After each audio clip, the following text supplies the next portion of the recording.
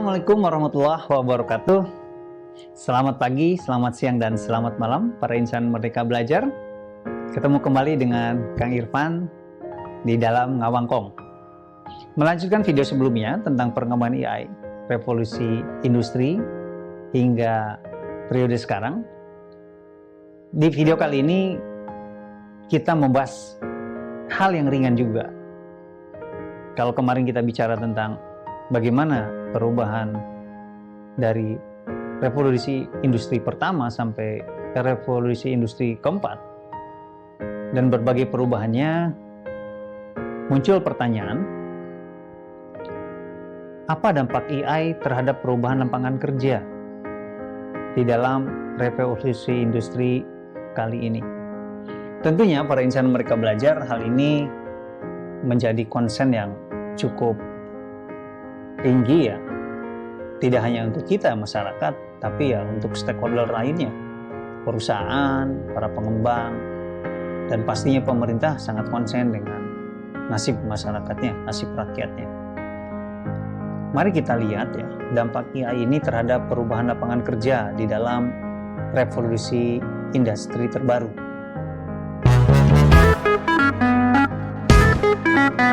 Jadi dampak lapangan kerja ini bukan hanya menjadi isu saat AI mulai berkembang, tapi di revolusi industri pertama pun masyarakat gaduh dan bertanya-tanya, kalau mesin uap makin berkembang, terus tenaga manusia untuk apa? Dan mungkin juga kalau saat itu hewan bisa bicara, mungkin mereka pun bertanya, terus gue ngapain gitu ya, kata kuda, kata kerbau, kata-kata binatang lain ya, pasti begitu. Tapi pada akhirnya semua akan mahfum, dan inilah inovasi gitu kan. Sehingga kali ini kita coba lihat dari sisi positif. Karena kita ketahui bahwa AI ini telah membawa perubahan besar dan sangat kompleks terhadap struktur lapangan kerja di era revolusi industri 4.0 dan bahkan 5.0 ya. Dampaknya bersifat dua sisi. AI mendorong otomatisasi dan menggeser banyak pekerjaan tradisional, namun secara bersamaan kita juga harus yakin bahwa AI juga menciptakan peluang pekerjaan baru dan meningkatkan kualitas serta produktivitas kerja.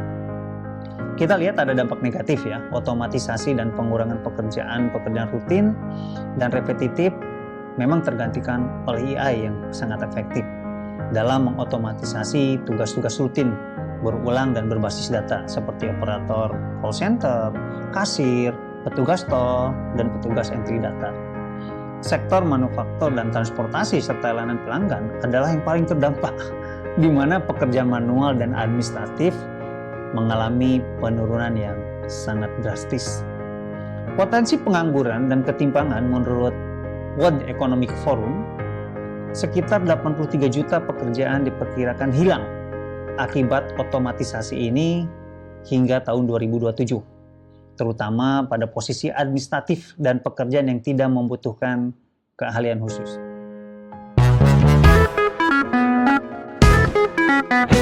Sehingga para insan Merdeka Belajar, tantangan adaptif pekerjaan ini juga menghadapi kesulitan yang cukup besar.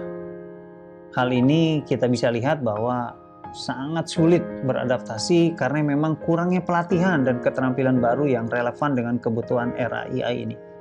Hal inilah yang memperbesar kesenjangan antara pekerja yang siap dengan teknologi dan yang belum siap dengan teknologi.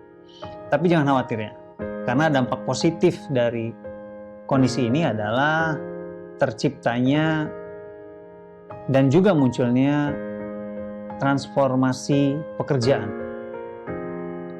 Saya berharap dengan diskusi kali ini, dengan Ngawangkong kali ini, penciptakan pekerjaan baru dengan AI juga dapat menciptakan banyak pekerjaan yang muncul dan kita ketahui, terutama di bidang pengembangan, pengelolaan, dan pemeliharaan teknologi AI itu sendiri. Contoh pekerjaan yang bisa kita segera grab, segera kita ambil adalah kita segera menjadi data scientist atau menjadi machine learning engineer.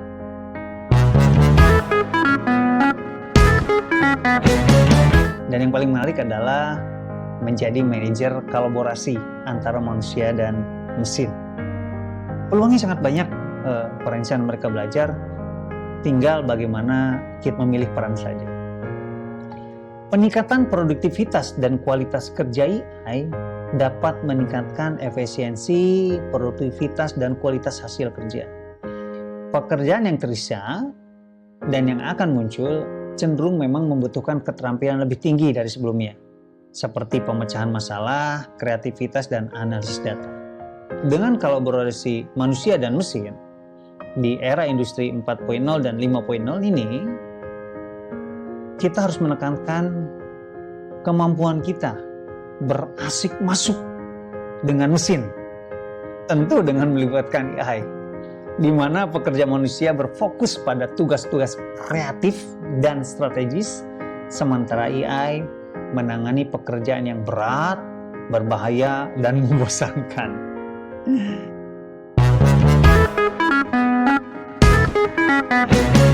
Implikasi dan strategi adaptasi, reskilling dan upskilling agar tidak tertinggal. Jadi para insan merdeka upskill, tambahlah kemampuan, atau reskill, rubah, ganti arah gitu kan. Ya misalnya penelitian saya, hingga 2012 saya cenderung meneliti bagaimana memilih bahan perkerasan terbaik, bolak-balik lab, bolak-balik ganti material, bolak-balik menambahkan aditif dan seterusnya. Tapi begitu masuk 2012 bertemu dengan beberapa teman diskusi, ternyata ada yang lebih menarik. Akhirnya saya kombinasikan bagaimana penelitian tentang manajemen perkerasan jalan kalau kita embedded dengan AI, salah satunya dengan data mining ya, big data dan data science tadi. Alhamdulillah, itulah yang kemudian mendorong saya terlibat lebih jauh di dalam artificial intelligence ini. Ya tentu saja, pelatihan, penelitian, dan pelaksanaan manajemen perkerasan jalan tidak saya tinggalkan. Karena sampai hari ini AI belum bisa ngaspal sendiri. Sampai hari ini AI belum bisa mencampur beton sendiri sehingga diaplikasikan di pulau-pulau terpencil di Indonesia misalnya. Masih perlu tangan-tangan kita. Sehingga kalau boleh dikategorikan, maka yang paling menarik adalah menjadi manajer kolaborasi antara mesin dengan pelaksanaan di lapangan. Kita analisa menggunakan AI, kita mencampur menggunakan, menentukan campuran menggunakan AI, tapi mencampur, melaksanakan, memadatkan sampai pemeliharaan, ya kita gunakan tangan sendiri. Ini sangat menarik.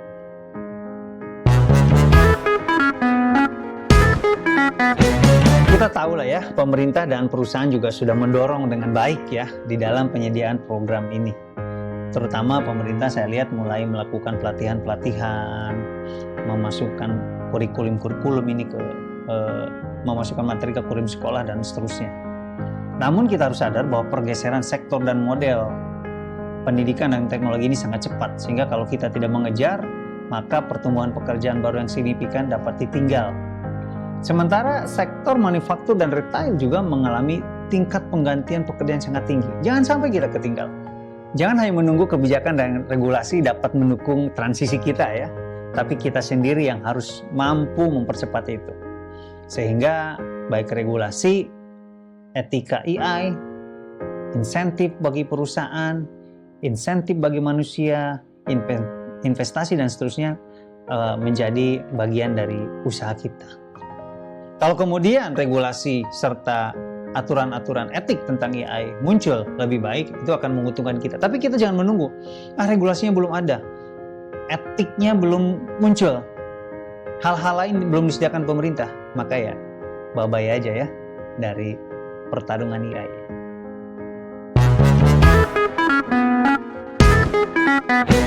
Sehingga kalau boleh saya simpulkan di dalam video pendek ini, AI di dalam revolusi industri terbaru menyebabkan pergeseran besar pada lapangan kerja. Kita tahulah banyak pekerjaan lama hilang, namun jangan khawatir karena banyak peluang baru bermunculan dengan tuntutan keterampilan yang berbeda. Adaptasi, pendidikan ulang, dan kebijakan yang tepat menjadi kunci agar transformasi ini menjadi peluang, bukan menjadi ancaman bagi kerja masa depan untuk Indonesia yang lebih baik. Terima kasih, semoga bermanfaat. Assalamualaikum warahmatullahi wabarakatuh.